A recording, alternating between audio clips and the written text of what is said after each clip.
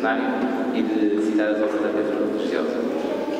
Para este serão, propomos 3 momentos de conversa à volta da arquitetura religiosa moderna e, em particular, da obra de Agostinho Rica. Primeiramente, João Alves da Cunha falar baseado no vai fazer esta introdução, é que insulou preparar a terra antes da Igreja de Nossa Senhora da Boa Vista. Seguidamente, Helena Peixoto apresentará o trabalho de projeto de dissertação de mestrado a propósito da luz nas obras de Agostinho Rica, as 3 igrejas que construiu a Nossa Senhora da Boa Vista, Santuário de Alcântara, que hoje temos a oportunidade de visitar, e também a Igreja da Sagrada de Chaves. Para finalizar a noite, mais um contributo em que falarei da história desta casa onde nos reunimos. Vou passar a palavra ao João, mas antes não queria deixar de agradecer à paróquia da Nossa Senhora da Boa Vista por nos acolher e receber, e em particular a todas as entidades que apoiam as comemorações deste ano. Muito obrigado. Boa noite a todos. Acho que não quero mais agradecer, portanto, queria começar precisamente por isso, por vos agradecer a generosidade de terem vindo aqui neste dia tão bom, uma noite tão boa aqui no Porto, e terem vindo aqui ao Foco para nos ouvir. Queria também agradecer aqui à paróquia esta possibilidade, e também a mim foi-me pedido para falar aqui um bocadinho deste contexto, como é que é esta terra de onde depois vai surgir esta igreja, como é que acontece este terreno que permite que esta igreja aconteça, porque acreditem, há uma grande história por trás disto, que possibilita o Agostinho Rica vir a construir esta igreja. Portanto, eu vou tentar ser fiel ao tempo que foi dado e rapidamente dar-vos esta panorâmica, é uma panorâmica que se trata, e por causa disso não se assustem que eu vou, a minha primeira imagem vem de 1910, isto vai ser uma viagem muito rápida, mas isto só para vos dar a nota que entre 1910 e 1926 em Portugal não se passa absolutamente nada em termos de arquitetura religiosa. Portanto, passa-se muita coisa, há muitos livros, mas não na arquitetura religiosa. Na Primeira República é uma Primeira República completamente anti-igreja, portanto, um culto proibido, igrejas fechadas, portanto, nada acontece. Golpe militar de 28 de maio de 1926, há uma mudança de regime, começa a haver alguma liberdade às igrejas, a pouco e pouco recuperando a liberdade de culto.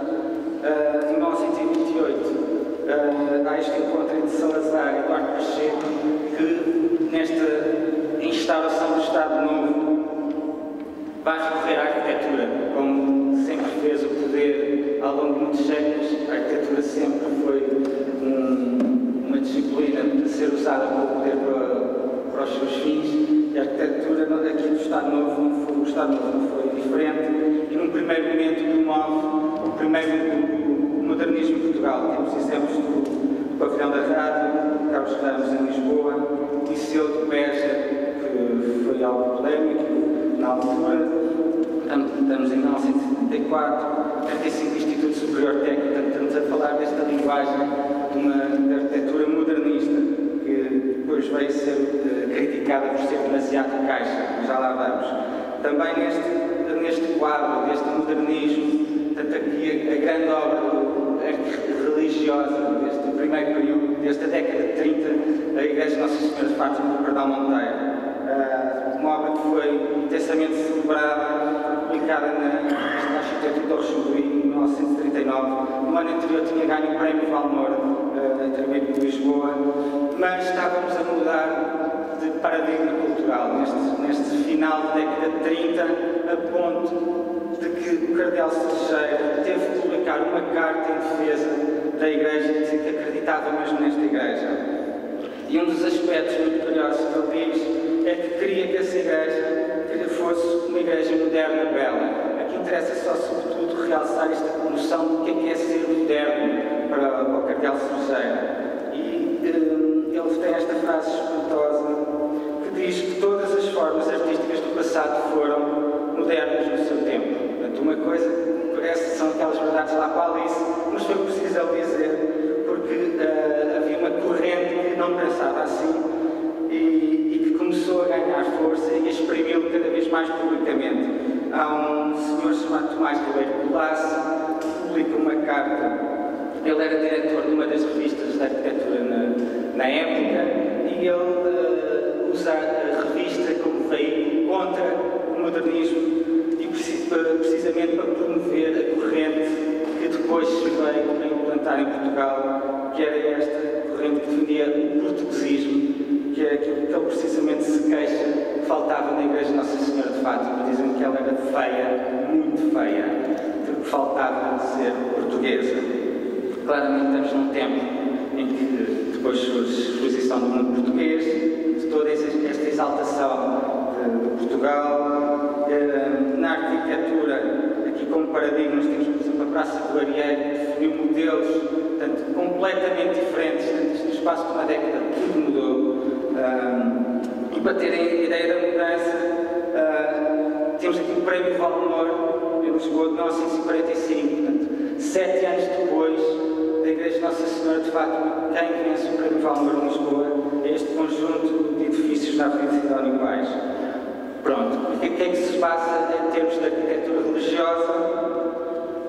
Exatamente a mesma coisa. Portanto, vão ser construídas estas igrejas neste estilo arquitetónico, depois depreciativamente foram chamadas do português suave. Peço desculpa pelos exemplos serem todos de Lisboa, aqui neste caso, neste panorama, mas são muito paradigmáticos e explicam muito bem o que é que vai acontecendo. Mas como vemos, isto tudo se passa muito rápido, é muito curioso, isto acho que define muito bem o século XX. O século XX é um século de década em década, muda. Portanto, quando vimos estilos mais antigos, durarem um século ou vários séculos, no século XX, tudo acontece muito depressa e de década para década vão mudando, os estilos vão mudando, os paradigmas vão mudando, as ideias e vai mudando a cultura. Em 1953, Nuno Teutónio Pereira, que agora é uma personagem que trago aqui para esta história, que é fundamental, já vão perceber porquê, vai precisamente classificar aquelas 3 igrejas que mostrei, de Santo Condestável, São João de Deus e São João de Brito, como 3 erros irreparáveis, porque era arquitetura fracassada. Ele, uns anos antes, 6 anos antes, em 1947, ele tinha publicado no jornal Ala, que era o jornal publicado pela Juventude Universitária Católica, à qual ele fazia parte, e tem este artigo na primeira página do jornal, intitulado Arquitetura Cristã Contemporânea, em que fala precisamente da falta de autenticidade que havia na arquitetura religiosa, que curiosamente era o mesmo mal terrível que vivia a arquitetura civil. Isto muito na linha, agora vou buscar aqui um nome, um arquiteto que visitámos, uma das suas obras, hoje, Fernando Távora, precisamente na linha que também Fernando Távora dizia no seu livro O Problema da Casa Portuguesa, que em Portugal nem sequer se pretendia fazer arquitetura. Aquilo que o Estado Novo andava a promover era qualquer outra coisa que não a arquitetura. Estamos em 1947, um ano antes do primeiro Congresso Nacional de Arquitetura, em que os arquitetos pela primeira vez vão se unir e vão falar abertamente. Eles conseguem, através do estratagema, safar-se e contornar a censura que estava prevista ao Congresso e vão abertamente criticar a arquitetura do português suave e a censura que havia na arquitetura. Voltamos ao Teutónio Pereira para recuperar aqui a nossa história e o seu artigo de 1947. E a dado momento do artigo é bastante comprido, bastante desenvolvido, e ele refere que a única hipótese que nós temos de salvar, digamos assim, a arquitetura em Portugal, onde se inclui a arquitetura religiosa, era ir ao estrangeiro e perceber o que é que se andava a fazer de novo, porque desde o final da Segunda Guerra Mundial tudo era completamente diferente no resto da Europa, em particular, mas também no mundo ocidental. Entrar aqui na segunda personagem em cena, porque há uma figura portuguesa que vai precisamente viajar em 1949 e durante 3 anos visitar França, Suíça e Alemanha, que eram precisamente os 3 centros principais onde se refletia e onde se discutia e onde se pensava tudo o que se tratava da arquitetura religiosa moderna. Em França, muito pelas mãos dos dominicanos e da revista Art Sacré, numa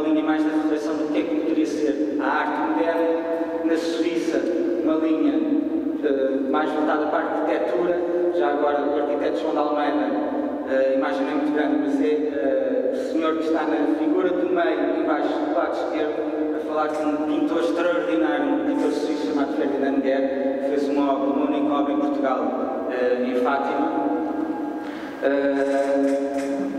E depois, na Alemanha, uma linha mais que estudou e refletiu muito sobre a questão da arquitetura e da liturgia, nestes dois níveis, e já vamos ver que consequências é que isso tem.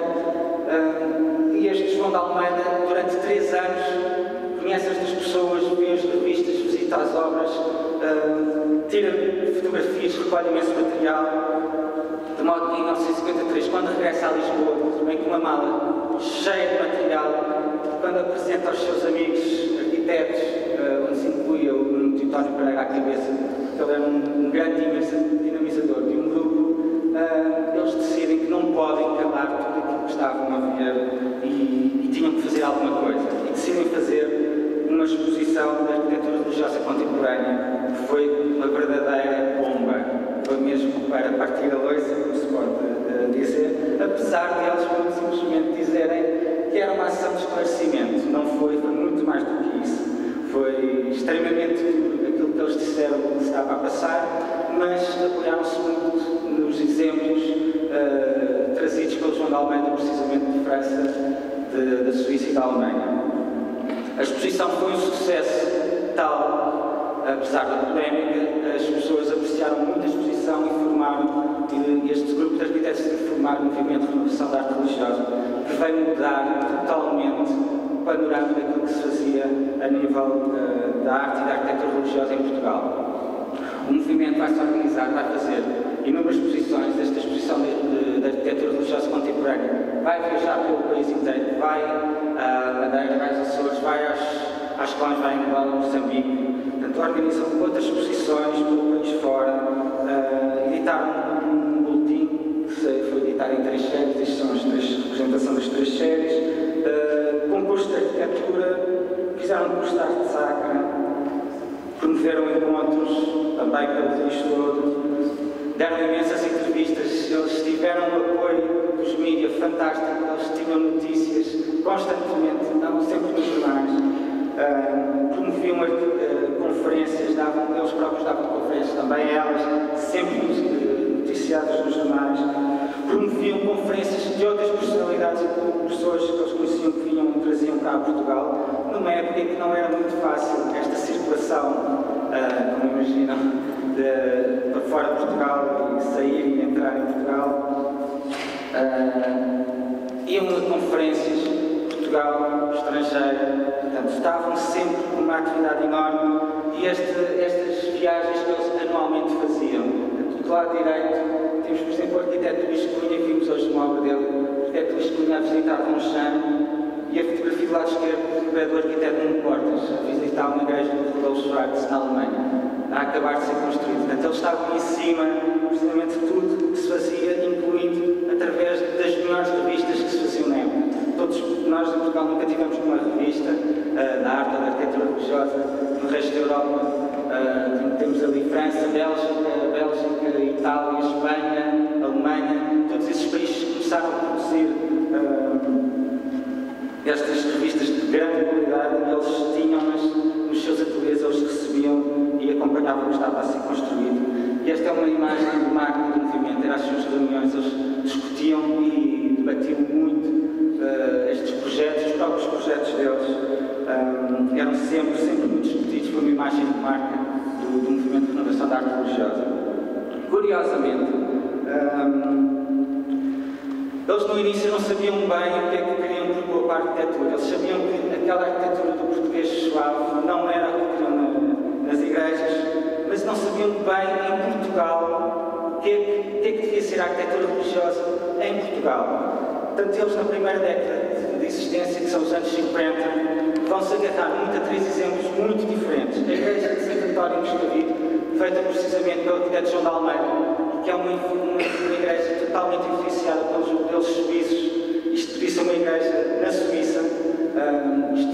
Se tivesse mais tempo, explicar-vos melhor, mas acredito em mim, isto que é uma igreja suíça em Moscavide, às portas de Lisboa. A Igreja das Águas, de António Pereira, uma linguagem completamente diferente, em que tenta encontrar, fazer uma síntese entre a modernidade e sistemas construtivos tradicionais, técnicas tradicionais de construção.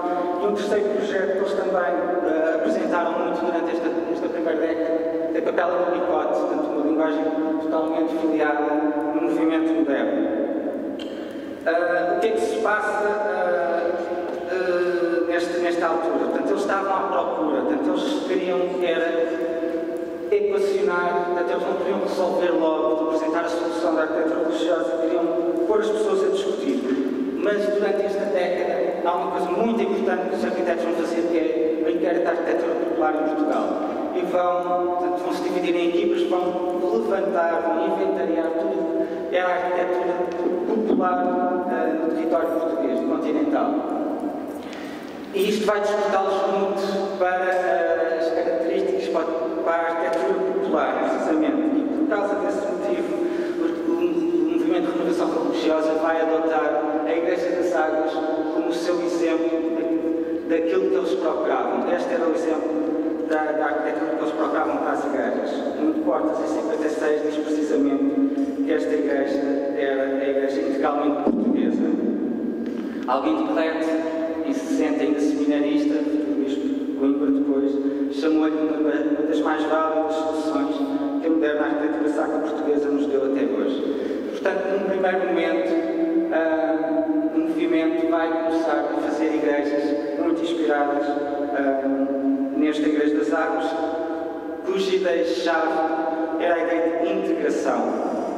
Portanto, a importância de um edifício se relacionar com o local onde era construído.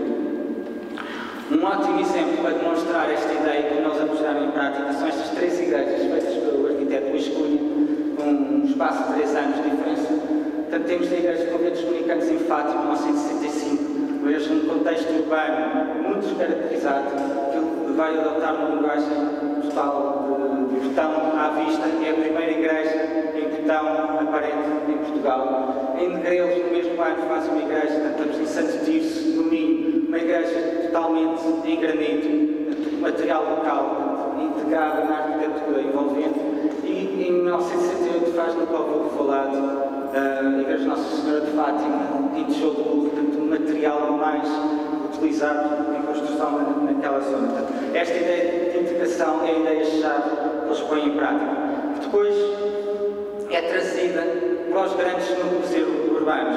A partir do final do Concílio Vaticano II, 1965, é possível a arquitetura, estes arquitetos começarem a desenvolver igrejas modernas nos grandes centros urbanos. O mais paradigmático de todos é a Igreja do Sagrado Coração de Jesus, é assim o exemplo típico e melhor exemplar deste período, desta época. Depois vai ter vários outros exemplos, a Igreja de Almada, também de António Pereira, no Portas, a Igreja de São Jorge de Arroios, Passos Largos, Carvalhido, que pode parecer que não, mas enquadra-se dentro desta linha de pensamento do movimento de renovação da arte religiosa.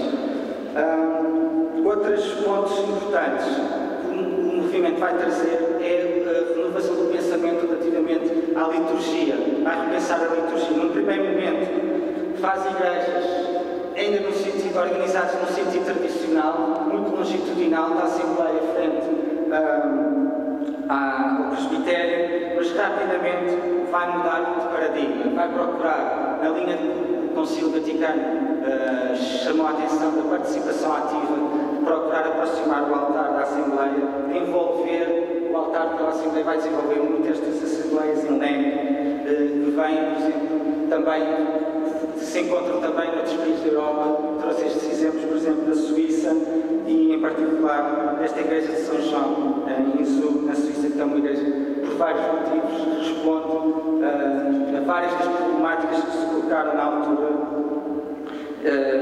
A principal, a questão litúrgica, da envolvência, a ligação do altar com a Assembleia, mas depois também pela relação da própria Igreja com a cidade. Este pavimento desta igreja vai se prolongar, a igreja não tem qualquer degrau, rua empedrada, prolonga-se, sai porta fora e vai para a rua. Portanto, havia uma igreja que se queria aberta outra vez à cidade. E esta é outra ideia-chave deste período. A igreja ao serviço da cidade. Isto é uma ideia que já vem de trás, já o cardeal Sergeiro dizia que a igreja não pode ser só um centro de culto, também tem que ter outras valências. Eu vou adiantando isto rapidamente, porque depois eu sei que vão falar mais disto, mas só para vos dizer, para vos mostrar, portanto, o movimento de renovação da arte religiosa nas suas igrejas, precisamente há uma espécie de apêndice que ao espaço da igreja, no espaço de culto, há sempre um conjunto no centro paroquial ligado, que se liga a esse centro desta igreja ao serviço, uma igreja ao serviço. Já aqui quase a chegar ao fim, só para vos mostrar, agora preciso daqui da minha cábula, para vos mostrar o seguinte: o que é que se tratou então, o que é que foi isto de preparar a terra? Só para terem uma ideia, em 1950, portanto, na década de 50, na Diocese de Lisboa, foram construídas 21 igrejas. Destas, 17 delas estavam no chamado estilo nacional, ou português suave. Apenas 4 tinham uma linguagem procuraram ser modernas, e destas, apenas uma estava ligada ao movimento de inovação da arte religiosa, precisamente a Igreja dos Cavidos. Na década de 60, tudo se mudou. Foram construídas 14 igrejas na Diocese de Lisboa. Todas elas modernas, não vamos discutir, são mais conseguidas ou menos conseguidas, não é agora isso que interessa, mas todas elas são modernas, e das 14, 9 delas estavam diretamente relacionadas com o movimento de renovação da arte religiosa. Só para ter uma ideia, isto não se passou só na Diocese de Lisboa. No resto do país, nas restantes dioceses, construíram-se 20 igrejas durante esta década, todas elas, na década de 60, todas elas modernas, e 9 delas associadas ao movimento de renovação da arte religiosa. Portanto, efetivamente, no final da década de 60, tudo tinha mudado, e o arquiteto João de Almeida poderia dizer, como disse, que ganharam a batalha da funcionalidade e da aceitação da arte moderna nas igrejas. Já ninguém discutia isso. E, portanto, estava preparada a terra para nascer esta igreja. E a fechar, queria só disputar aqui uma curiosidade e passar uma batata quente aqui para quem se segue. Que é o seguinte: das igrejas que visitámos hoje, 6 igrejas, 5 arquitetos, o que é que se passa? Desses arquitetos, 4 deles estiveram comprometidos com o movimento de renovação da arte religiosa. O arquiteto Luís Cunha, autor da igreja do Centro Perpétuo de Socorro que visitámos, publicado na revista Arquitetura, foi sócio número 18 do movimento. Apresentou as suas igrejas nas reuniões, fez conferências por todo o lado, em Lisboa, no Porto. Por exemplo, aqui esta conferência que também participou o arquiteto Álvaro Cisa, autor do Centro Paroquial de Matosinhos, também visitámos hoje. O arquiteto Fernando Távora, autor da Igreja de São João de Verde, também publicada na altura, foi sócio 181 do movimento, também foi apresentar as suas igrejas às reuniões do movimento, também falou nas conferências e nos cursos organizados. O arquiteto Fernando Brunhosa de Brito poderá dizer, de sua viva voz, que também esteve ligado ao movimento, também foi apresentar a sua tese, uma tese extraordinária, vale a pena, valeria a pena fazer uma tese sobre a tese do arquiteto Fernando Brunhosa de Brito sobre o padrão da Lega, uma experiência pastoral no padrão da Lega. Chegamos aqui ao foco, esta é uma última imagem. O arquiteto Agostinho Rica nunca esteve ligado ao movimento de renovação da arte religiosa. No entanto, fez esta igreja incrível. Como é que isto é possível? E pronto. Obrigado.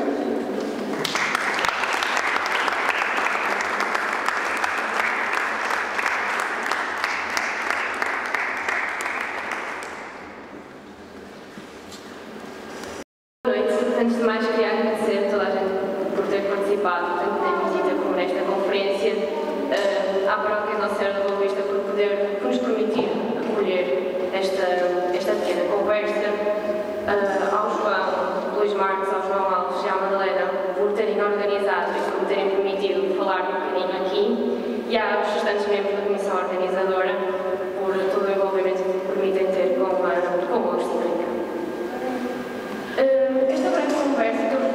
apresentar tem como base a minha dissertação de mestrado sobre o lado da arquitetura. Foi uma procura sobre a luz, queria estudar a luz, e despertou-me uma curiosidade de estudar a luz no espaço religioso, por toda a sua simbologia. Na religião, a luz é apresentada como uma imagem de Deus e a salvação divina, e a sombra a realidade humana. Assim, a dicotomia luz-trevas da religião pode ser traduzida para a arquitetura pela dicotomia de luz e sombra.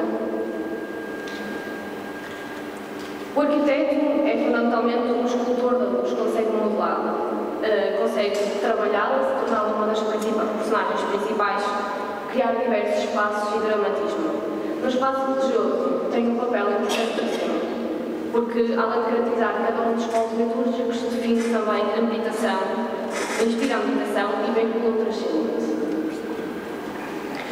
Antes de introduzir o Agostinho Rica, queria apresentar aqui uma breve apresentação, umas breves imagens sobre a arquitetura religiosa do século XIX, porque foi aí que se começaram a experimentar as bases modernistas, e posso afirmar que Agostinho Rica visitou praticamente todas estas obras que vou apresentar.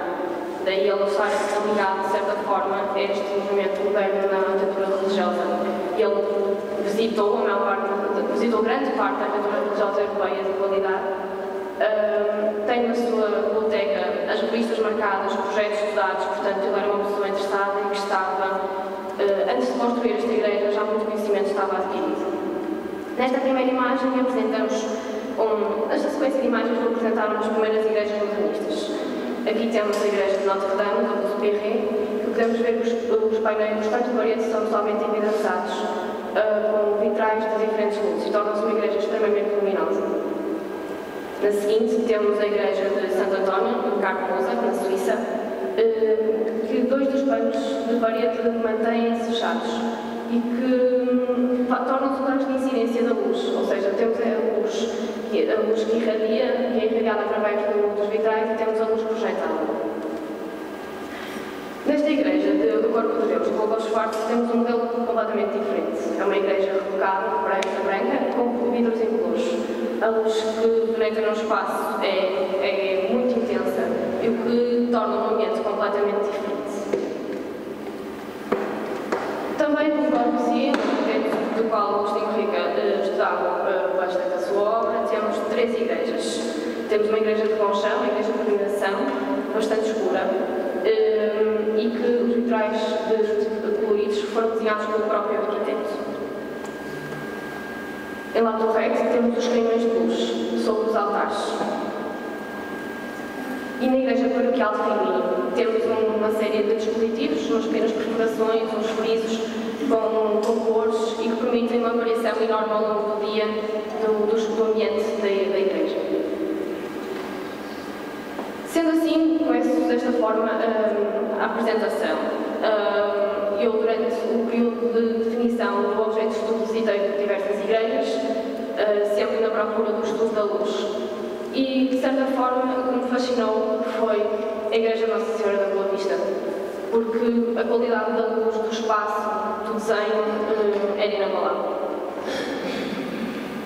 Então, definiram-se assim os objetos de estudo.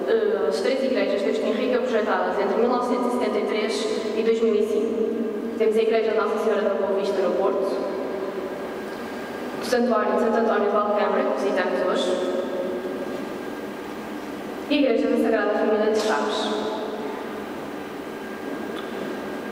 Começo só aqui com um pequeno apontamento por causa do material. O material é essencial na definição da luz. As três igrejas são de botão armado à vista e possuem uma linguagem simples e bastante clara.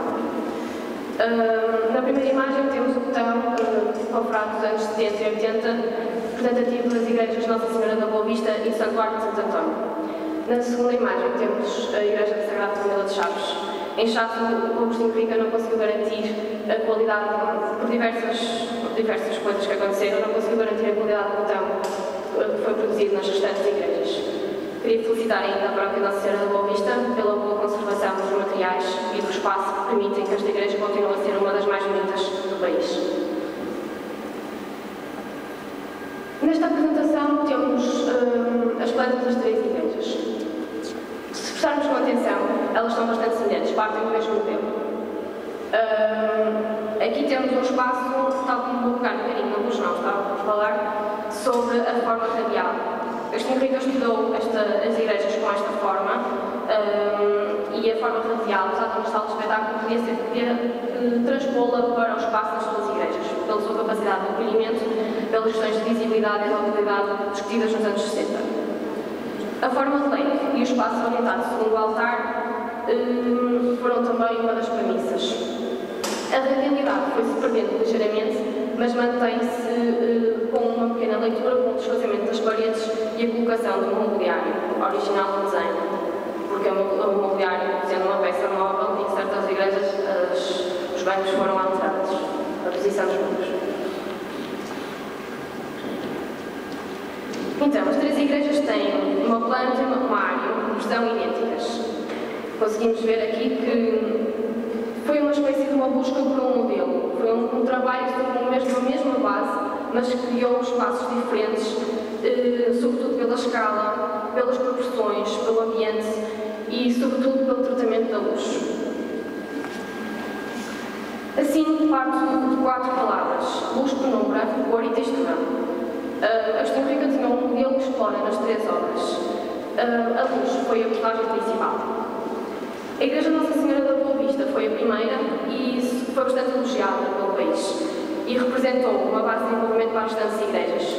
Foi, de certa forma, a base e o modelo em que se inspiraram as outras paróquias para construir uma nova igreja. Queriam que a nova igreja tivesse uma imagem semelhante. Começo a falar da luz pelos vitrais. Os vitrais são dispositivos que filtram o sol e inundam a Assembleia de luz matizada.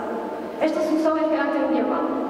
Contudo, Agostinho Ricca recupera esta solução por poder criar um jogo ritmado e bastante dinâmico da luz colorida. A orientação solar é um fator crucial na luz. Por diversas ocasiões, nós não conseguimos, Agostinho Ricca não conseguiu garantir que as igrejas tivessem a mesma orientação solar, por imposições do terreno e da própria topografia. Contudo, os vitrais estão sempre orientados na sua grande parte entre poente e sul, o que permite dar uma certa coesão ao tratamento dos vitrais. O projeto Nossa Senhora da Boa Vista, a parede cria um desfazamento dos planos de parede, que dão esses desfazamentos permitem a introdução de vitrais. Embora eles estejam nas 4 fachadas, a sua distribuição não é uniforme nem regular. Na interseção do poente e sul, temos um grande vitral que forma um canto que irradia a maior fonte de luz desta igreja. Visitada pelo arquiteto, queremos que seja visitada pelo arquiteto e, de certa forma, marcada nas suas revistas, temos esta igreja do Robinson College, em Cambridge. Não querendo colar, de certa forma, o tratamento dos vitrais, queria apenas referir que estava a ser utilizado este modelo escalonado e ele sabia desta utilização e estava a par deste desenho. Aqui apresentamos uma imagem forte de Santo António. Em Santo António, Valdecâmara, os vitrais têm uma gradação de temperatura, desde o azul da entrada ao amarelo da Capela do Santíssimo. Assim, o espaço é iluminado com diferentes luzes, com diferentes tonalidades, ao longo do dia, consoante o sol vai incidindo nos vitrais, a igreja adquire novas tonalidades. Com esta marcação da luz de diferentes tons, também conseguimos marcar a passagem do tempo. Sabemos que, numa certa altura do dia, a luz é mais fria e conseguimos notar essa diferença até ao final do dia, em que a luz será mais amarelada. Na Igreja do Porto, esta luz concentra-se mais no canto, ou seja, temos aqui esta diferença de utilização dos vitrais.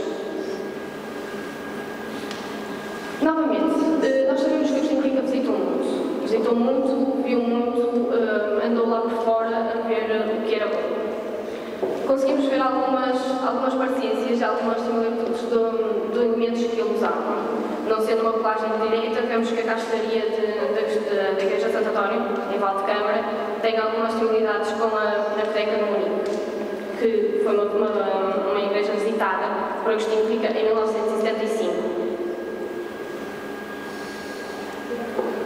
A assim como também as palas, que permitem a reflexão da luz. Também temos uma certa comparação com a igreja de Mimaki, de Ruolenniska, na Finlândia. Esta igreja foi muito estudada e visitada pelo arquiteto. Era um exemplo que sabemos que ele gostava. E nas suas soluções, não há nada a dizer. Aqui temos um momento importante. Os vitrais, como fonte de luz, são fundamentais. Os vitrais foram produzidos na mesma fábrica em Milão. Os vitrais de três igrejas foram produzidos em Milão. Mas cada artista plástico imprimiu o seu caráter. Na igreja Nossa Senhora da Boa Vista foi Júlio Rezende, na igreja no Santuário de Santo António foi Domingos Pinho, e na igreja de Chaves foi Francisco Laranjo. Uma pequena curiosidade, ele foi aprendiz, trabalhou com Júlio Rezende. No Porto, o Júlio Rezende trabalhou sobretudo com vitrais muito pequeninos, com tonalidades frias, em tantas figuras como os próprios vidros têm um sentido ascendente. É também referir que o uso da vegetação pelo exterior permite uma variedade e um movimento ondulante da luz que passa para o interior. Em Chaves, em Valdecâmara, Domingos Pinho utiliza uns vidros com uma dimensão maior e cores quentes e um desenho abstrato. Neste caso, tanto o arquiteto como o pintor perceberam que, após a colocação dos vitrais, eles eram extremamente finos e muito permeáveis à luz, e a igreja é muito mais iluminada do que as restantes igrejas. Solução que não foi tão do agrado, mas que acabou por se tornar uma situação interessante. Em Chaves, Francisco Laranjo utiliza novamente predominantemente as cores frias, no movimento ascendente, e os vitrais são bastante esguios. E ainda referir que, não sei se é de conhecimento geral, que na igreja Nossa Senhora da Boa Vista existem 3 vitrais que foram desenhados pelo arquiteto Agostinho Rica, que são os vitrais que estão nas entradas secundárias. Aqui te apresento uma pequena imagem. Eu sei que as imagens são bastante pequeninas, mas é importante para se perceber que estas 3 fotografias foram tiradas mais ou menos do mesmo ano e mais ou menos à mesma hora do dia. E assim conseguimos ver a diferença de ambiente que existe nas 3 igrejas. E assim passamos para outra luz que é fundamental, que é a luz branca, a luz que joga dos lanterninhos e que tem uma presença sobretudo nos polos litúrgicos do presbitério, batistério e na Capela de Santíssimo, sobre o altar da Capela de Santíssimo. Queria ainda referir que estas palas de botão que vemos a enquadrar no presbitério são denominadas saiais. Estas palas têm um papel fundamental porque conduzem, filtram a luz, ou seja, permite que a luz não irradie diretamente e que crie um lençol de luz sobre o presbitério. Assim, vemos que, no caso de Nossa Senhora da Boa Vista, a luz que joga do presbitério é conduzida sobre a parede. Aqui temos um corte esquemático em que percebemos que a luz irradia e é refletida e desce apenas pela parte traseira do presbitério. Agostinho Rica desenvolveu sobretudo três tipos de desenho e 3 locais onde vai inserir os lanterninhos. Uma claraboia no presbitério, que envolve o altar e toda esta zona do bolo litúrgico. Uma luz que joga sobre o batistério e uma caixa de luz que se projeta sobre o altar da Capela de Santíssimo. Em Valdecâmara existe uma introdução de luz zenital entre a Capela do Santíssimo e a Assembleia, vincando esta separação, ou seja, aos bocadinhos, como nós conseguimos ver na planta, há uma tentativa de radialidade, de afastamento e de desdobragem dos espaços, e esta luz permite essa divisão. Na Capela do Santíssimo, o lanterninho é um lanterninho circular que joga sobre o altar e que se prolonga abaixo do nível da cobertura, e que podemos ver que tem um desenho muito semelhante ao do lado torrente. Em Chaves, o arquiteto experimenta uma solução diferente. A maior fonte de luz zenital está na parede do presbitério, e em vez de um rasgo altura, o rasgo é na parede, num grande janelão virado a norte. Da mesma forma como vos propus um olhar sobre os três pontos de vista da Igreja sobre os vitrais, aqui aponto-vos 3 pontos de vista sobre os presbitérios. Percebemos que é na Igreja Nossa Senhora da Boa Vista que pela escuridão que o permite e pelo facto de os vitrais não serem tão transparentes, a luz branca tem mais força. Há aqui um pequeno apontamento, que é da Igreja de Chaves, como podem perceber, há aqui qualquer coisa que falta. Exatamente, o saial não estava construído à data desta fotografia. Neste momento o ateliê está a fazer a fase de acabamentos e que neste momento já há o saial e o projeto está-se a compor com um santo desenho do arquiteto. Não menos importante que a luz natural é a luz artificial. Aqui isto implica trabalho igualmente com 2 tipos de luz, a luz branca e a luz amarela. E tem diferentes intensidades, de acordo com os diferentes polos litúrgicos.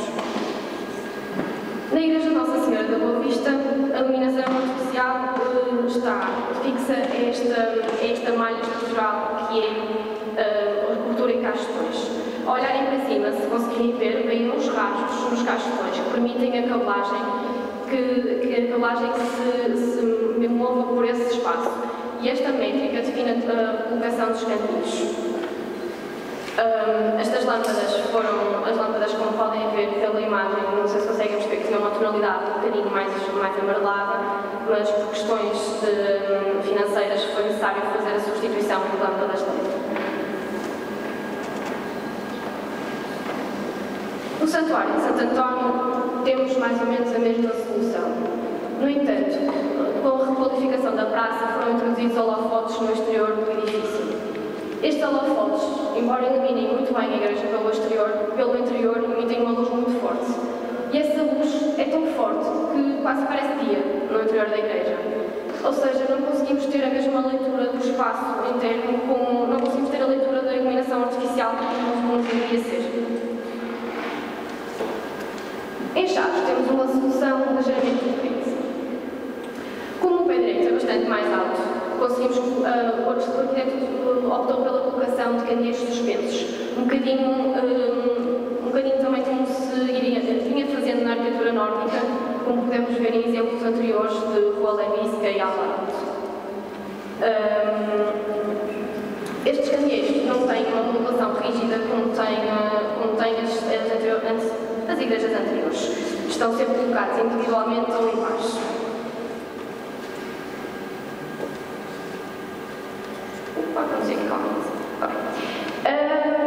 Na Igreja Nossa Senhora da Boa Vista, os candeeiros foram desenhados pelo arquiteto Santo Cobre e este dispositivo não tem uma presença muito forte no espaço.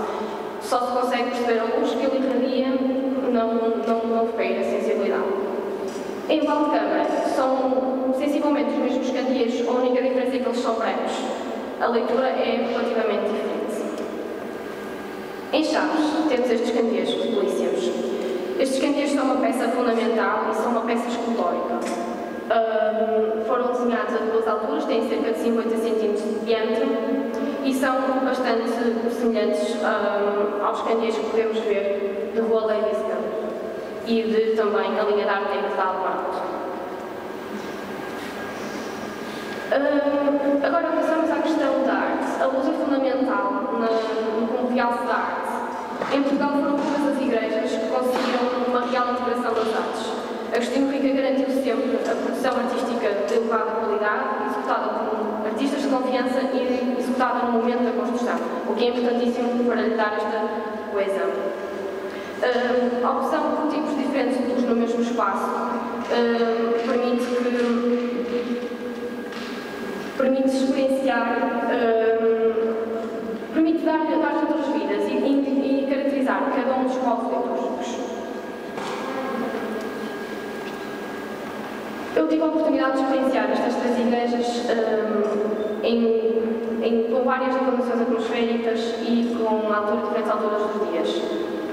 Queria deixar-vos com estas imagens, que são 3 imagens de cada igreja, e para vocês perceberem a força que a luz tem nestas igrejas de Agostinho Rica.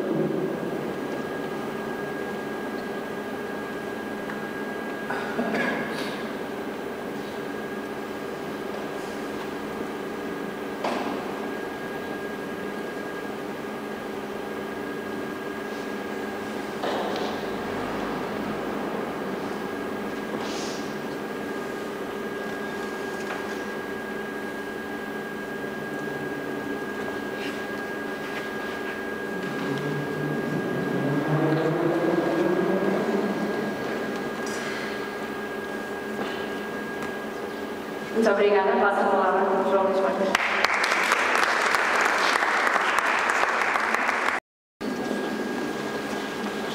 Cabe-me a mim falar um pouco sobre a Igreja Conselheira de Jesus e vou falar do projeto de uma casa de Agostinho Rica. Agostinho Rica faz este projeto quando já tinha 60 anos e aqui chamava a atenção pelo quão diferente é das igrejas que o João nos apresentou no início desta noite. As igrejas do movimento nacional religiosa são feitas essencialmente por jovens arquitetos. Agostinho Rica tinha começado muito antes a construir, mas só com perto de 60 anos é que começa a projetar a primeira igreja. Apresento-vos o primeiro projeto académico definido por Agostinho Rica, o projeto académico que Agostinho Rica apresentou ao concurso de obtenção do diploma de arquiteto. Era um edifício que se situaria na zona, na praça junto ao Rivoli. Escreve na altura algo que me parece interessante trazer para a nossa conversa de hoje aqui. É necessário criar uma certa harmonia entre o novo e o antigo. Construir numa praça recém-aberta, entre ruas antigas com fisionomia própria, é a tarefa que impõe ao arquiteto pesadas e despóticas condições, a que é necessário atender, sem delas se tornar escravo. Gostava de ter retirado daqui a ideia da liberdade do artista e do arquiteto, mas plenamente consciente da responsabilidade que é intervir do novo com o antigo. Mas os arquitetos fazem casas e Agostinho Rica não começou por construir este edifício. Eu comecei a explicar à minha filha, a Madalena, de 3 anos, que fazia casas, e ela acredita, mas não, ainda não são muitas as casas feitas, mas Agostinho Rica começou por fazer casas. Como quase todos os arquitetos, começou também por fazer casas para a família, é o primeiro cliente. Segue-se depois algumas outras casas por toda a cidade. Fez casas nas Andas, fez casas nos bairros de Guerras Monteiro, teve realmente bons clientes que permitiram ir explorando aqui os temas que lhe interessavam sobre a arte do habitat. Também projetou algumas bandas de casas que moradias em banda e, pontualmente, uma ou outra casa um pouco de maiores dimensões, como esta que apresentei agora, situada no bairro mais alto da Costa, mas que infelizmente não chegou aos nossos dias porque já foi demolida. Terminava com a casa de Agostinho Rica. Aqui é suposto vermos um pouco de verde, ali aparece um pouco mais amarelo. Porquê? Porque realmente para Agostinho Rica a natureza é algo muito importante e algo que está sempre presente nas composições que propõe para as suas casas, ou melhor, para a casa dos outros. A partir dos anos 50 muda um bocadinho o tipo de trabalho que surge no escritório dos primeiros blocos de habitação coletiva, os habituais caixotes, que muitos de nós chamamos. Deixo-vos o primeiro exemplo, o João Deus, ali junto na Avenida da Boa Vista, junto à Rua Guerras Monteiro. Seguidamente constrói na Rua de Ceuta, junto de todos os arquitetos modernos da cidade. E talvez por fim deixo-vos a imagem da torre, Júlio Dias, a primeira torre de apartamentos construídas na cidade do Porto. Se calhar ainda trazer um bocado para a cor atual para conseguirmos perceber melhor de que é que estamos a falar. E o trabalho cresce realmente no escritório e passamos da torre ao grande empreendimento. E este primeiro grande empreendimento que faz, mesmo antes de planear o Parque Residencial de Boa Vista, é resultante de 2 concursos que elabora com Benjamin do Carmo. Trago-vos aqui um pouco o exemplo da Rua Júlio Diniz, o edifício que se situa entre a Rotunda da Boa Vista e, permita-me agora falar da pastelaria de Petúlia, que é mais fácil de localizarmos todos. Toda essa extensão é projetada por Agostinho Rica. Ou, já estamos a falar de pastelarias, da pastelaria Cunha, junto à Rua Sada Bandeira, que leva até o Céu Alto. Todo aquele conjunto, todo aquele L de fecho que remata a rua e que faz a transição, é resultante deste trabalho conjunto entre Agostinho Rica e Benjamin do Carmo. Mas a cidade não é só feita de grandes conjuntos no centro da cidade. Há uma periferia que estava a crescer e onde estava a trabalhar. Era a discussão do problema da habitação que estava a surgir, o problema de uma habitação para toda a cidade, sendo esta responsabilidade de dar casas ou de permitir o direito à habitação. E viveu entre os anos 40, 50 e 60, um momento de transição de modelos entre as pequenas casas de habitação unifamiliar ou os blocos. Sim, estamos aqui a falar e perguntamos o que é que isto tem a ver com a Igreja da Nossa Senhora da Boa Vista. Realmente, empreendimentos como o Parque Residencial de William Graham, onde nós estamos hoje, só têm comparável nestes projetos camarários. Quando estamos na cidade, no primeiro empreendimento com esta escala. Apresento-vos aqui a Igreja, o bairro do Cerro do Porto. Não que seja parecido com o William Graham, mas para termos a ideia do que eram estes bocados de cidade que surgiam no meio do nada. Surgiu no meio do nada, juntando muitas pessoas, e a Igreja ia estando atenta ao que neles se passava, e Dom António Ferreira Gomes, seguido de Dom Florentino de Andrade e Silva, estão atentos a esta situação de crescimento da cidade e percebem a importância que a Igreja poderá ter na construção de um tecido social um pouco mais sólido. Dom António Ferreira Gomes não chega a construir ou não chega a dispor de lançamentos de igrejas nestes bairros. Dom Florentino é o responsável por uma série de lançamentos de paróquias experimentais na cidade, nomeadamente todas as que nós conhecemos. Boa Vista não será exceção, ainda que só venha a ter ser definida já nos anos 70. Aqui está o exemplo da igreja que surgiu no bairro de Cerco, uma pequena igreja projetada pelos serviços camarários e construídas com as despesas da Câmara. Mas reparem, ela não está no bairro, ela está à margem do bairro. Não havia um espaço salvaguardado para o equipamento público por meio de tanta habitação. A cidade cresce e vai-se estruturando, e o plano diretor da cidade, de 1962, expressa já um pouco esta necessidade de equipar a cidade com novos equipamentos religiosos que vinham numa linha do Concílio Vaticano II. O João Alves da Cunha falou-nos há pouco dos complexos paroquiais. Complexos que, um pouco por toda a cidade, surgem muitas vezes hiperdimensionados. Por exemplo, posso trazer aqui à conversa a Igreja de Carvalho, que só construiu a sua igreja, não pretende ser construído o seu centro paroquial, que estaria à mão direita da torre. Por sua vez, no Gilma, construiu o centro paroquial, mas realmente o projeto era tão grande que a igreja ficou para construir. É que, na verdade, nós construímos 11 igrejas só na segunda metade do século XX, das 26 paróquias que constituem a vigararia ocidental e oriental da cidade. São igrejas que surgem em substituição de outras que eram já demasiado pequenas, o caso de Feita, Aldoar, Carvalho ou Ramaldo, o caso de novas igrejas em bairros camarários da periferia, o caso do bairro do Cerco que falei, ou da Pasteleira. E peço desculpa porque esqueci desta, a Igreja de Nossa Senhora do Porto, que resulta da demolição de uma antiga capela represente, e porque leva pouco, as ordens religiosas vão ser convocadas e chamadas a participar nesta estrutura paroquial da cidade. A Igreja de Nossa Senhora da Boa Vista faz parte deste conjunto onde dominicanos, capuchinhos, dominianos e claretianos integram equipas paroquiais. Mas antes de falar da Boa Vista, se calhar descer um bocado à avenida e falar de Cristo Rei. Porquê é que eu falo de Cristo Rei? Cristo Rei pode-nos recordar um pouco a história que João Alves da Cunha nos apresentava no início desta noite, sobre o português suave. Esta igreja parece um bocado deslocada do tempo, especialmente quando é feita no meio do nada. Mas este nada tinha sido planeado e este desenho era realmente esse plano que havia para o novo centro cívico da zona da Marchal. Certamente poderão ter alguma dificuldade em perceber o que é que ali está desenhado.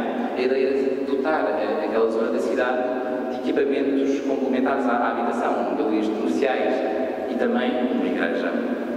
Se calhar, se fizermos esta montagem, conseguimos perceber melhor o que é que eu quero dizer. É que Fernando Távora, no seu desenho, sem nunca escrever, também diz alguma coisa sobre a igreja e sobre o lugar que ela deveria ocupar na estrutura da cidade.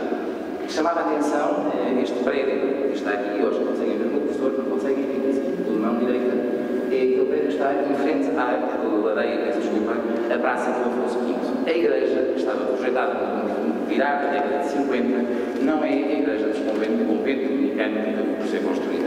Esta igreja tem uma posição lateral em relação à praça, muito diferente daquela que encontramos hoje, em que a igreja domina a praça. Isto faz-nos pensar qual o lugar da igreja na cidade, de que modo é que a igreja se apresenta à cidade. E agora sim, vamos regressar um bocadinho à nossa paróquia onde estamos, para falar e para recordar um pouco o que era esta zona. É uma zona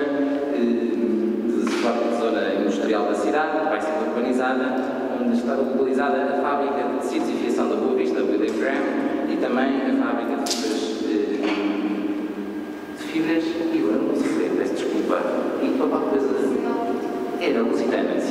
fábrica esteve há bastante pouco tempo, foi demolida recentemente, mas sempre no plano aqui da fábrica dos tecidos William Graham, que já na década final dos anos 50 teve o primeiro projeto elaborado para a urbanização com outros blocos.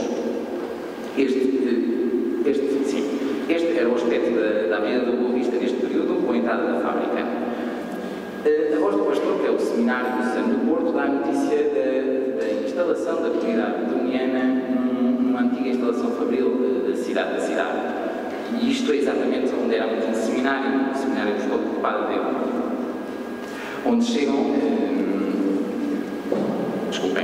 padres da congregação da casa-mãe italiana, e deles chegará já na década de 60 o Padre Júlio Carrara. Há pouco o João Estou no início desta noite falávamos destes movimentos de renovação que estavam um pouco por toda a Europa e falamos de Itália. Sem explorar muito, eu recordo que o professor Padre Carrara foi ordenado exatamente em Bolonha, num período de chave desta história, porque é um período em que o Cardeal Delgado começa a dar atenção à periferia e perceber que na periferia é preciso construir igrejas, porque a cidade sente a falta delas e era uma oportunidade que seria explorada pela arquitetura e por esta nova linguagem que estaria ao serviço da liturgia, porque o problema da liturgia era a preocupação da carne em primeira. Mas recuemos um pouco ao nosso parque residencial da Boa Vista, ainda que ele não esgote o território de toda a paróquia, para perceber o que é que estava pensado no final da década de 50 por Nikita Groer, filho do urbanista Etienne Groer. Uma série de blocos que seriam colocados perpendiculares à avenida, depois um grande edifício que cruzaria aquilo que hoje é o nosso parque e uma série de pequenas lâminas que estariam ao longo da VCI. Um espaço, obviamente, francamente dividido sobre esta grande muralha que dividia, porque era um edifício de 10 pisos, e a localização de um pequeno jardim infantil que estaria no meio deste parque e uma igreja.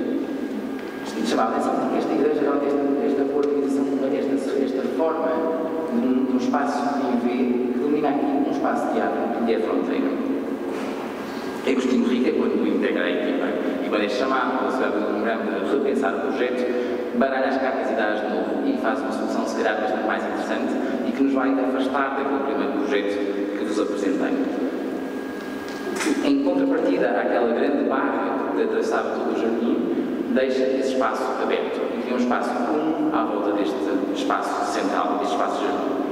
Do lado poente localiza o edifício de habitação e escritórios e do lado nascente considera que é um espaço destinado a uma série de equipamentos que deveriam servir do bairro. E logo aqui voltava à conversa dos bairros camarários para percebermos a diferença de oportunidade que era planear esta cidade para um tecido social diferente.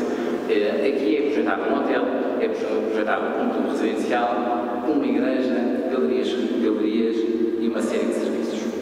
Este vai ser realmente um momento-chave, como já disse, um estaleiro que se vai montar na cidade da referência dentro da habitação coletiva e do novo modo de habitar a cidade. Voltamos às palavras de 1941 de Agostinho Rica. Não sei se conseguem ler, eu peço desculpa, mas sinto-me na obrigação de ler porque acho que não se consegue perceber muito bem.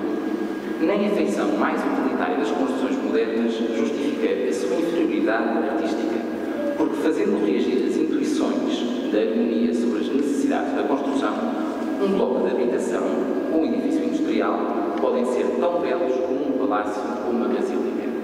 Podem ser, Agostinho Rica diz, devem ser. Precisamos de dar à nossa vida pública e particular um quadro que levante o nível, ou melhor, que lhe faça descobrir o verdadeiro significado. É isto que Rica propõe para o Parque Residencial da Boa Vista. Um quadro de inovação que procura ser uma proposta diferente. Esta era a maquete do conjunto e chama a atenção para este canto inferior esquerdo onde está localizada uma igreja que em pouco ou nada se assemelha àquela onde nós hoje estamos reunidos.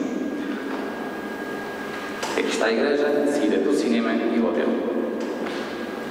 Fazemos um zoom para aproximar a esta igreja e percebemos que ela ainda se organiza à volta de dois pequenos claustros, uma torre separada, uma aula de acolhimento e uma entrada principal lateral, ou seja, a entrada que hoje nós muitas vezes usamos como principal. No primeiro projeto de William Graham já cá estava um pouco de vida, ainda que a igreja apontasse para um desenvolvimento completamente longitudinal.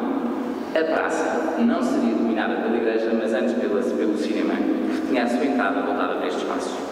E como o nosso cinema e o Hotel Tivoli está hoje num estado lastimado e estamos aí também para celebrar um pouco o trabalho que foi Agostinho Rica, gostaríamos de deixar durante os momentos com algumas imagens do que era este complexo.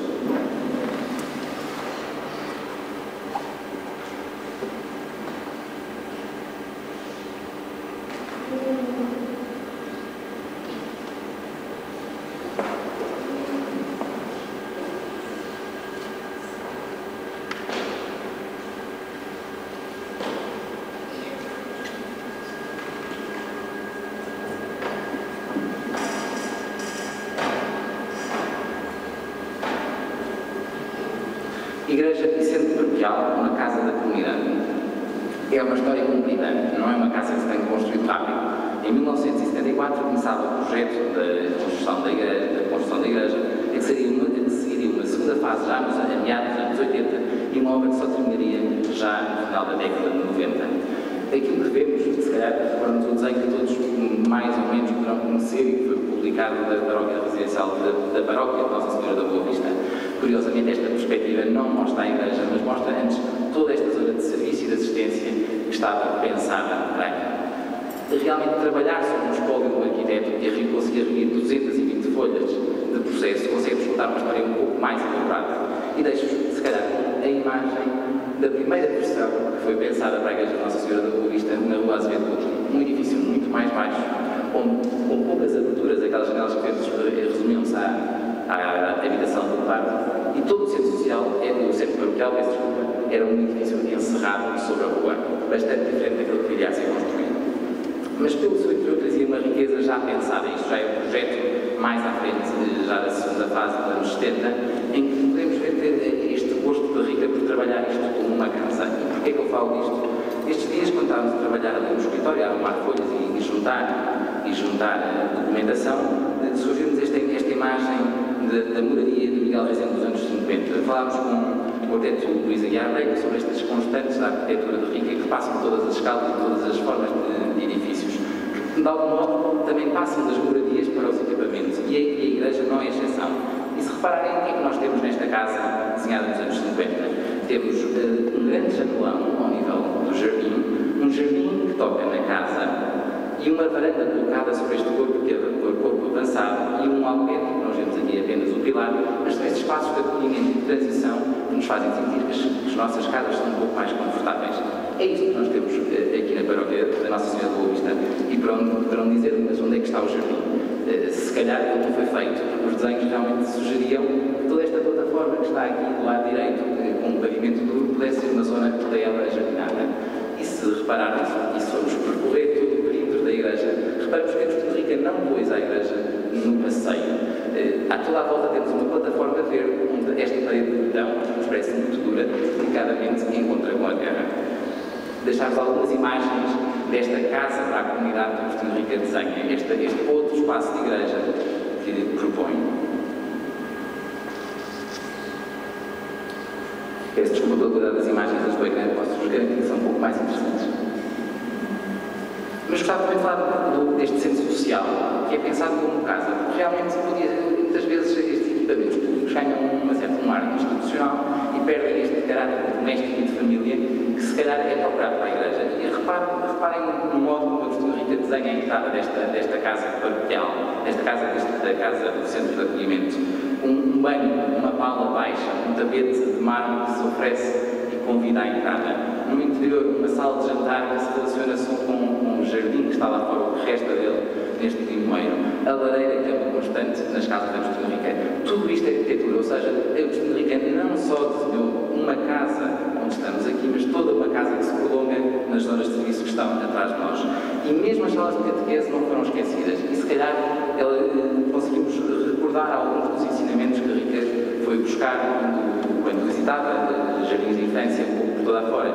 E vemos que estas salas de catequese, ao contrário das paredes que hoje dividem as 4 salas, propunham umas portas de fogo, como aqui temos, que permitiria usar essas salas em conjunto, realizando atividades diferentes. Afinal de contas, a catequese não é uma sala de aula. Este é o espaço central onde todas as salas se voltam, o espaço de encontro com estas claraboias vimos no Hotel Residencial da Boa Vista. A ideia do conjunto é algo que predomina nestes projetos da Agostinho Rica, que também desenvolve, e convém recordar, com os arquitetos João Cerúdio e Magalhães Carneiro. É que a novidade é que eu vim para servir, é a ideia-chave, e é servir um serviço à cidade que a Igreja propõe. E não deixa de ser curioso que na entrada principal desta Igreja, mais do que uma cruz, a mensagem que temos é esta: o serviço é realmente um testemunho e, se calhar, uma marca de identidade. Mas e a Igreja? A Igreja parece que só pode pensar nela se entendermos como o centro desta casa. Há pouco ainda falamos das 3 igrejas que Agostinho Rica projetou entre 73, 74 e os anos 2000. Mas já em 66, Agostinho Rica tinha tido a primeira encomenda para uma igreja. É uma igreja que seria situada num Monte da Virgem que nunca foi construída.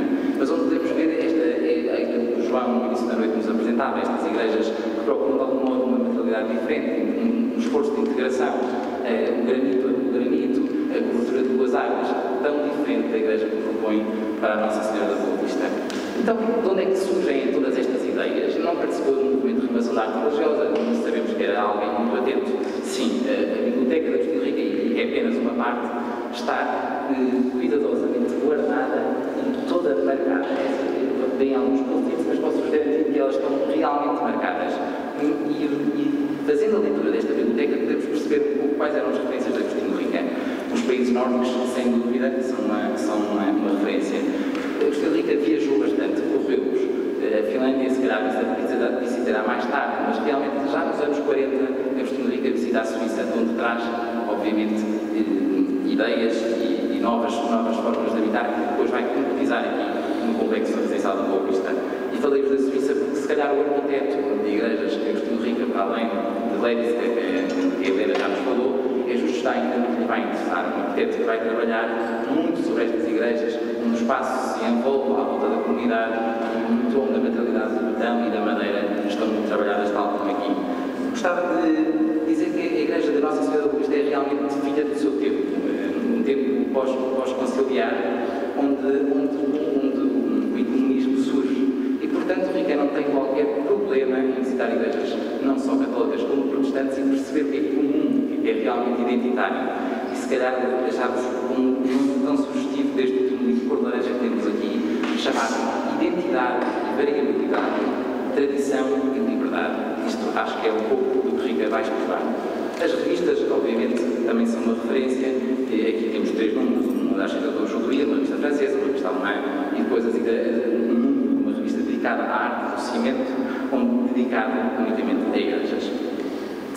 Diz-se Agostinho Rica em 1974, que Agostinho Rica não deixa muita coisa escrita, por isso temos que ler com atenção o que ele escreve sobre o assunto.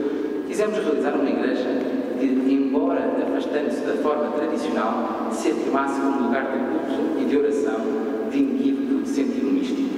Lembro que Agostinho Rica não se confessava um católico praticante de todo, mas realmente tem este sentido e esta noção da universalidade que é o sentido místico e, se calhar, o que é uma espiritualidade. E este caráter que Rica reclamou para esta igreja, que impusemos à nossa igreja, veio logicamente influenciar todo o conjunto. Para a obtenção deste caráter de identificação, tivemos que optar por materiais que ajudassem à nossa concretização, cuja alteração poderia destruir a ambiência do espaço criado. Atenção, a Rica deixa-nos aqui uma mensagem com tudo aquilo que pode destruir aquilo que estávamos a propor. Assim, o corpo da igreja, rematando todas as construções existentes de norte, hotel, restaurante e clube, completa aquele conjunto, não se destacando em algum. Retomo a conversa de Cristo Rei há pouco. É que realmente a igreja para o foco não se destaca em relação a todo o conjunto urbano que está ao lado. A igreja recua e até é mais baixa que o Hotel Tivoli. Ou seja, uma igreja que se quer discreta, mas eficaz. O primeiro projeto entra no Paço Episcopal em 1974 e recebe, obviamente, uma avaliação com alguns pontos que deviam ser revistos. Uma das questões é a identidade exterior da igreja, que devia ser repensada. Depois também está alguns problemas relativamente à organização interior, nomeadamente à cripta, ao presbitério, o batistério, o coro, o balcão. Mas o que é mais interessante é que do próprio episcopado vem uma sugestão que os arquitetos deviam considerar a possibilidade de um uso flexível do espaço em que a Igreja pudesse servir para outras coisas que não apenas para celebrar a liturgia. E é isso que se calhar nós estamos aqui a fazer.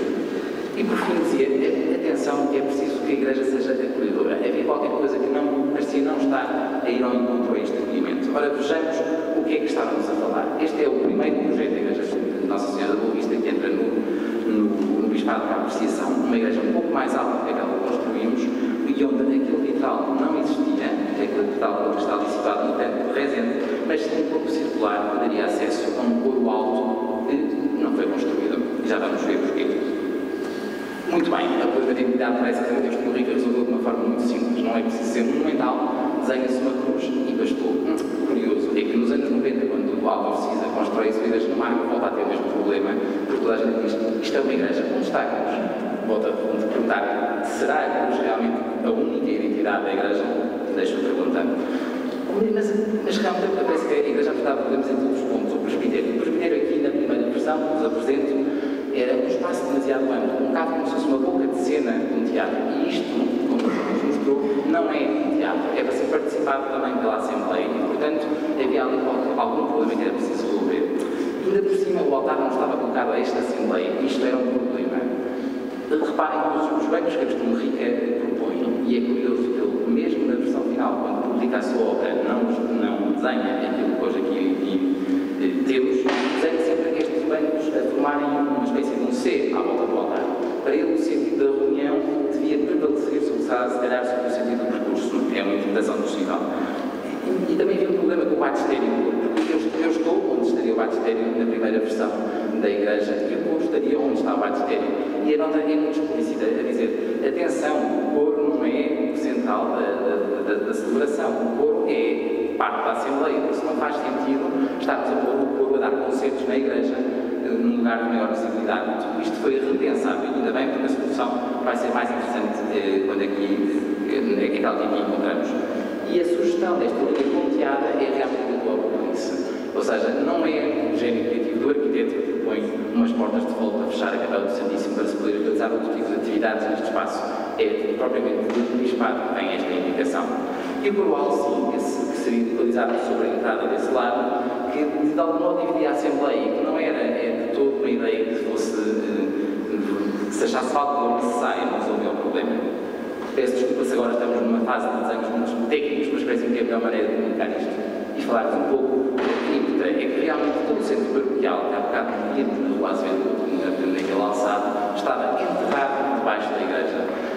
Havia problemas de água, mas acima de tudo, o que é criticado nesta primeira versão da igreja é que esses outros espaços, não são espaços secundários da igreja, têm que ser espaços habitados e bem ventilados e por isso não deveriam estar aqui debaixo. O altar, que vos falei um pouco, também devia ser retirado e havia que tratar do acolhimento. E o acolhimento dizia respeito a este espaço da Capela do Santíssimo, que na primeira proposta apresentava um pé direito igual ao que temos neste lado, ou seja, seria um espaço muito estreito e bastante alto.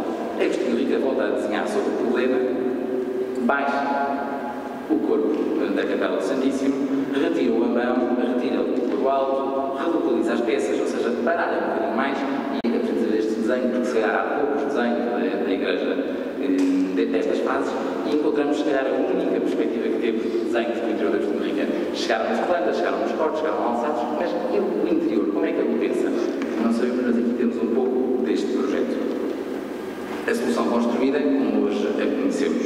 Este desenho foi elaborado pela Helena e vou mostrar-vos uma pequena animação que explica o modo como a Agostinho Rica trabalha este sentido de acolhimento e esta ideia de mistério que também está aqui presente nesta entrada. Uma entrada que não é a entrada principal, que não é imediata no edifício, que nos obriga a subir umas escadas. Não damos de cara no altar, não se pretende um encontro imediato. Que esta entrada da igreja seja realmente uma passagem que tarde e que nos faça, de algum modo, pensar e interiorizar um pouco este espaço. Voltar a relembrar aqui a questão da Assembleia e da coxia central, que não é projetada por Rica, para chegar à Capela do Santíssimo. E aqui começa a questão do detalhe. Até onde é que Rica pensa o seu projeto? Rica, como vimos, pensou a cidade desde o conjunto, não é? Desde os edifícios até a todos os pormenores. E a Rica propõe algo muito curioso. Rica desenha aqui a Capela do Santíssimo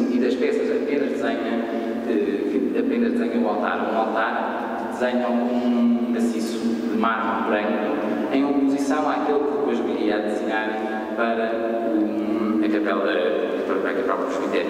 Mas antes gostaria de deixar esta imagem. Porquê? Porque no início desta apresentação falei sobre o novo e o antigo e o agir com consciência e responsabilidade.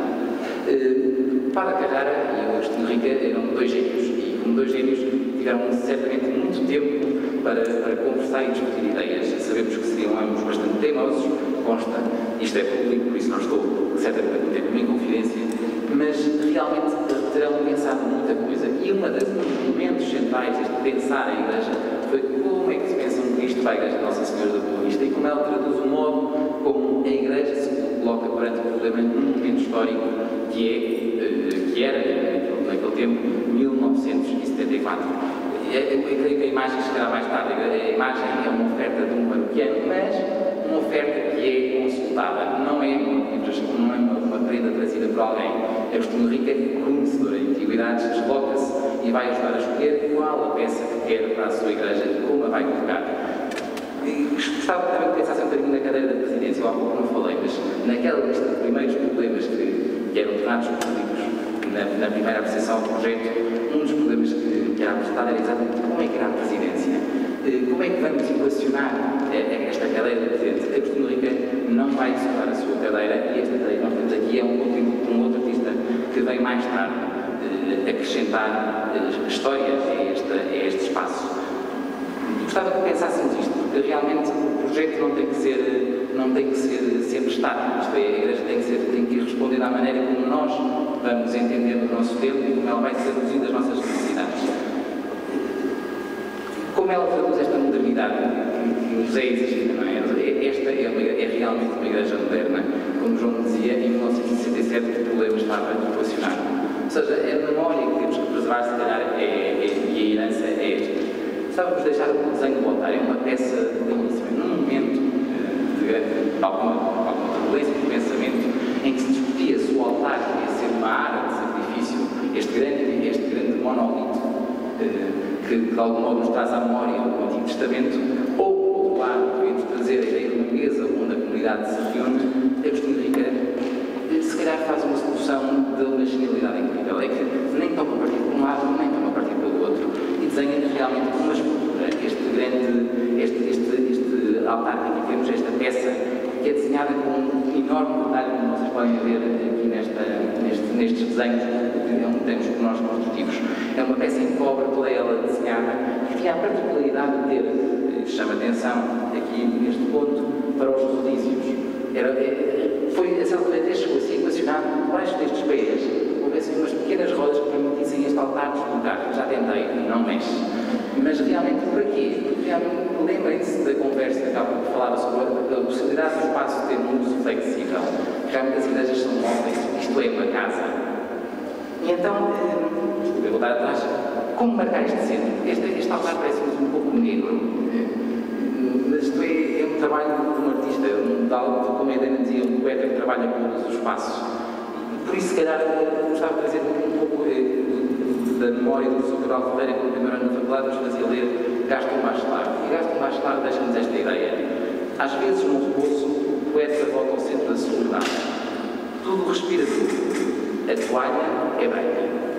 A toalha, esse punhado de brancura, bastou para fixar o centro. Ou seja, esta ideia de que basta uma toalha e se nós fizermos como isto, articula com a luz, e esta é a luz da manhã na Igreja de Nossa Senhora da Boa Vista, percebemos o peso e a força que este altar tem e o modo como tudo é desenhado e bem pensado. Terminar com esta ideia: o arquiteto não abandona a casa, não abandona a obra que projeta. Uma página do livro de Agostinho Rica. Agostinho Rica envolveu-se já com 90 anos, vejam só, começa a projetar a Igreja com 60 e com 90 ainda está a pensar na Igreja. Sobre como devia ser o órgão para a Igreja de Nossa Senhora de Boa Vista. Agostinho Rica, para além de apaixonado por atividades, para além de apaixonado por arquitetura, também era apaixonado pela música. E então, de algum modo, pensava: este órgão não pode tocar no teto, a música tem que se soltar. Este edifício é um edifício daqueles que deve realmente dar lugar à música. escreveu, mais uma vez, em 2001, quando lançou o seu livro, citando Paul Valéry, e diz assim: para Paul Valéry, os edifícios mudos são os que não têm qualquer interesse arquitetónico, e na cidade são sempre a maioria. Os que falam são edifícios que cumprem de modo inteligente a função para a qual foram edificados.